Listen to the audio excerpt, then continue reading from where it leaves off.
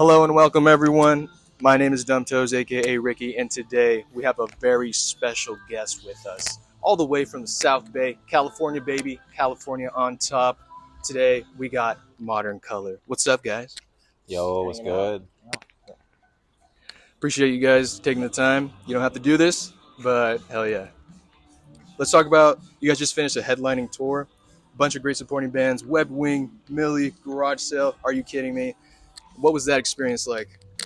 Amazing. They were so good and so much fun to hang out with. It's a Dude, good time. all three of those bands are so fucking good, and they're all really nice people, so it just made it really easy to rock.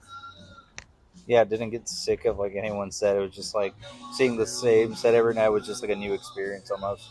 It was awesome. Yeah. Well, and they changed it up like every night too, That too. which was inspiring because we were like trying to play an hour and just get fucking through it, low key. Yeah. All right, let's talk about last year, 2024. Modern Color released a new album. There Goes the Dream. Are you kidding me? Every time I listen to Modern Color, I feel like I'm by the ocean. A gust of wind slaps me in the face. That's pretty much how I felt when I was listening to the whole entire record. What does There Goes the Dream mean to you guys?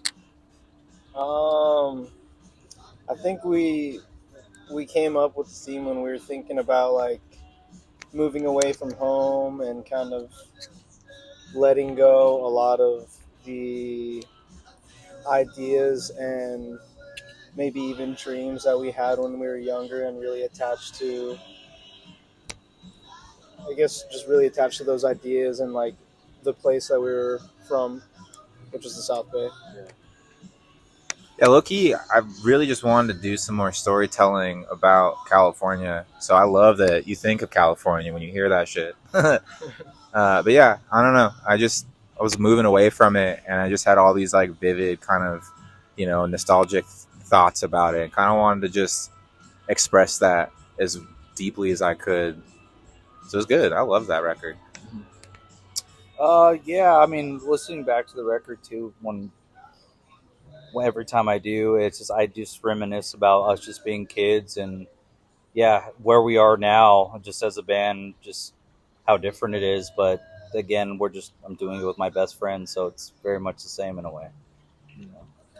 There was about a 4 year gap between There Goes the Dream and your previous record, From the Leaves of Your Garden. What was the process like making this 2024 album compared to your previous record? Um, it kind of felt like we had to like piece it together in short periods over a long stretch of time. Whereas before we had a lot of time to work on things, like especially with From the Leaves and everything before that, we used to have like a practice space that we would rent out monthly and kind of just lock ourselves in there. But that was before we had this kind of touring schedule. But now it's kind of harder to find free time like that, I guess. So it kind of felt like we had to piece it together in like little short bursts, which was different. It still worked out, but I feel like now I'm glad we don't have to do that for sure.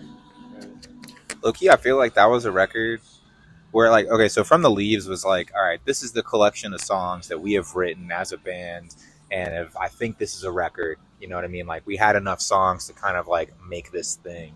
Whereas this record was like, okay, we have like a goal to write a little bit more like upbeat, different kind of songs, and we wanted to like tell direct stories with that. So it was like a very like thought out, more methodical approach to this record than our last record. So again, a totally different experience, but I think, I don't know, it made for an entirely different kind of process. It's kind of fun, honestly. Yeah, Yeah, I'd say instrumentally at least, it was more of like us going back to our roots and what we like used to listen to almost as like kids, as opposed to like us trying to be experimental when we were younger and just learning our instruments and stuff like that. I had to get out of the wanting to write big, drony, sad music and try to like, I don't know, write something a little more fun and upbeat. So again, it just kind of outside the comfort zone that we normally would, stay inside of. Yeah, you mentioned the touring schedule, and I feel like you guys are like constantly on the road all the time. You've been all over the place. One question I have for you is there one specific show that you guys think about quite often? Um, I feel like there's a handful of shows that we definitely think about quite often, whether it's a good thing or a bad thing. Because there's definitely like there's shows from all over that we keep vivid in our memories. But um, if you're asking about like shows that we had a good time at recently and that we like really remember, I think there's a good handful of them. Like in LA just a few days ago was amazing. Orlando's always amazing. All of Texas is always amazing. New York was really fun. Phoenix, San Francisco. I feel like we're getting um, we're lucky that shows are still growing and that kids are coming out and showing us a lot of love, and it's just getting more and more fun. Bro, I still think about a show we played in Roswell, New Mexico in like 2017 or 18. We played this girl's quinceanera with a band who I won't name, but they started fighting each other, and the family was outside like cooking up hot dogs and stuff. It was, They were fighting while they were playing. yeah, While they dog, were that playing. was crazy. Yeah. We went to like an Area 51 like museum. I'll never forget this. I asked this chick like, "Hey, like, what's there fun to do here?" And she just looks at me all blank. It's like nothing. What? And I'll never. That interaction alone was fire. We played a car show. Long Really? time, yeah, Yeah, a really dude. long time ago. We played a car show. I remember the promoter being like, "You guys want to play a car show? I promise it won't be a car show though." And then we show up and it's a car show. Yeah, it's a car show. I don't know. We a car show. Where else have we played? A few bowling alleys. We played um, in Virginia. We played a dive bar. Everybody was completely blackout drunk because a fan bought us too many drinks and we let him because he was the only one that knew us at the bar and we thought that was pretty cool. Um, That fucking night still haunts me. That was that the was a good worst. night. That was the worst I night of don't my know if it life. was a good set, but it was a good night. I lost my shoes in the rain. We don't talk about that night. What shoes were they, man? Yo, I think they were just some Vans, Oh. but we had van trouble and our shit was leaking. So I was like underneath the van trying to like patch it. We go inside. The show sucks, and this guy's No, like, the show was great. the show was there was nobody in there. We were on like a triangle stage, and this one guy next to us was just like, "Hey, you guys playing the old stuff?" And we were bewildered that anyone fucking knew who we were. And yeah, we got hammered, and it was bad. I don't even think we played a full song. Sometimes. So yeah, Fire. I read it in an interview. You guys talked about one of your influences being Title Fight in terms of kind of giving you that confidence to start making the music that you guys truly wanted to make. Right. And I was kind of wondering, like, what songs gave you that initial boost of confidence to be like, hey, I want to do what I want to do? Um, I don't know if it was any one song in particular. I just remember like we all grew up around like hardcore and metalcore, and we were playing in specifically like a lot of metalcore bands at the time. And I feel like we were just not overplaying metalcore, but we wanted to do something that felt a little different or like express ourselves in a little different way. And I feel like we experimented with a lot of different sounds at that time. Like we wanted to play stuff that was more melodic for sure, and we kind of like tried a few different sounds. But it wasn't until we all collectively got into Title Fight that there was like some kind of, I guess, through line for the general new thing that we wanted to do. Because Chad was in the band and he was always into like Ramones and Dino Jr.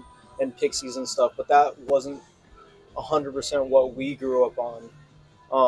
But I feel like in a weird way, Title Fight was the through line for the rest of us to stuff like that, like playing wise, if that makes sense. Like that it made us feel like we could play rock music in a way that like made sense to us instead of just like hardcore metal. You know what I mean?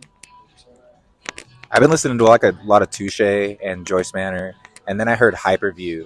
And Hyperview is when I was like, oh, because I did not fuck with pop punk, and I was just like writing Title Fight off as like a pop punk band. But then I heard that record, and I was like, brother, this is crazy. Like, and that felt kind of freeing. I was like, damn, if there's a band doing this, then like, why can't I finally kind of like do whatever I wanted to do in that kind of space? So it's pretty cool to see another band that I like was like, oh, okay, they found a way to do it. You know what I mean? Yeah, I would think same for me. Like I've never been into pop punk, and Hyperview I think is what we all like connected on. We were like, holy shit! Like this band is doing something so different, and I mean, they're experimenting, and people are just receptive to it. It wasn't so much like we want to emulate this. It was like, wow, we can write whatever we want, and people might like it. I mean, you know, Freeing. yeah. Beautiful, beautiful statements. Uh, I was wondering, is there a band or an artist that influences Modern Color that nobody talks about, nobody would think, nobody would guess? Unexpected influence, maybe. Um, I'm like pretty influenced. I don't directly listen to pop, but I think like dude, this sounds crazy, but like, do some Ariana Grande songs have given me some juice. You know, thinking about like vocal melodies or something like that. Or I'm a huge Flying Lotus head as well, and I feel like there's a lot of stuff in Cosmogramma that I'm still constantly like fucking biting off of and stuff like that. Yeah, that's true. I feel like sonically there's a lot of stuff that's on the nose for us, but um, I think like we take a lot of cues from metal and hardcore and heavier stuff that we um, used to listen to, whether it's like sonically or I think like even just like song structure things or little like tricks transition wise that we've learned through playing metal, or even like I don't know, taking like what we think would be the aggression from like a breakdown and then applying it to a part that isn't heavy like that. You know what I mean? I don't know, little things like that. So I feel like there's still a lot of hardcore and metal and like heavier influence in our music, but not necessarily like sonically or just That makes a lot of sense. What you got? I'd say like I don't know, like maybe Tears for Fears. Or Oh my like, god, yes, without a yeah, doubt. I think that's like one that, yeah, I mean, it's just like undeniable, legendary like band that I don't know. Yeah, I think you draw inspiration from. I think I wish Sonic. I wrote the big chair every day of my Yeah. life, but hey, I didn't. Fuck. You try to take from all over. I feel like Yeah, for real. I feel like that's a good thing though, because like you can get bored real quick. Just like I don't fucking know, man. But two more questions, and I'll leave you guys alone. You're good. This is fun. Yeah. Thank you, I appreciate that. Dream Tour, Modern Color, 3 other bands. What's the lineup looking like?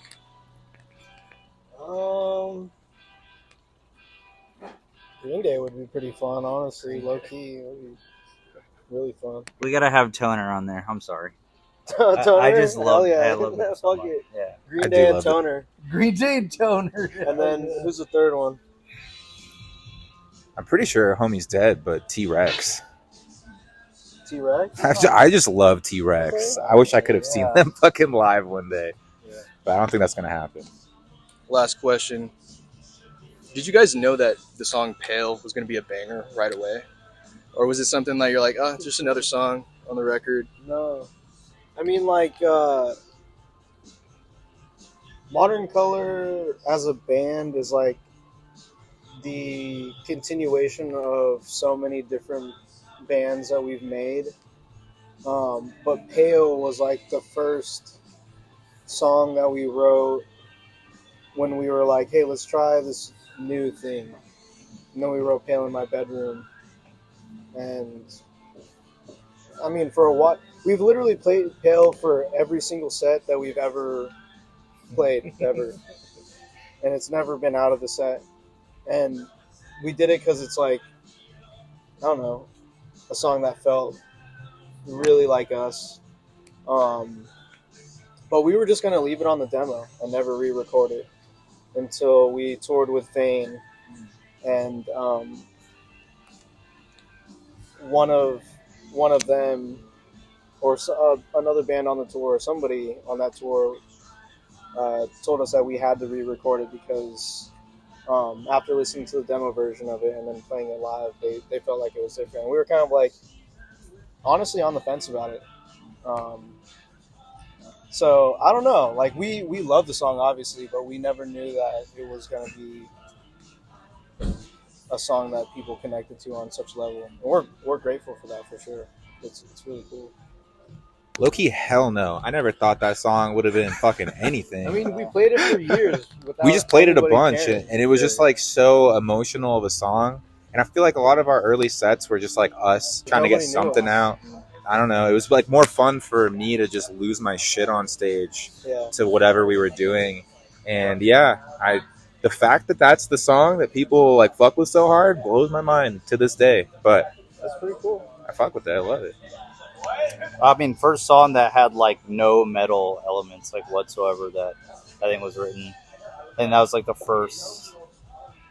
Yeah, I mean, the first song that was ever written that we just were like, okay, doesn't have to have like a breakdown or it doesn't have to be some way. We just want to write a song that sounds good. And yeah, that's what happened. True. That's pretty much all I got. Any final words for the people watching? Make more music. Yeah, pick up an instrument, make a band, play music. But do it in a cool way. Like, be yourself. Please, yeah. You know? Yo, make a band and keep it off TikTok. We'll put it on TikTok, but I'm sorry. the cool way. Oh, and shout out Dumptoes. Oh, The goat. Frick, thanks, bro. Hell yeah. Appreciate Yeah. you guys. Sacramento. Because we're in Sacramento. All right. Thank you guys for watching. Like and subscribe. Keep the music alive. Modern Color will never die. Hell yeah. Okay. Thank you, dude.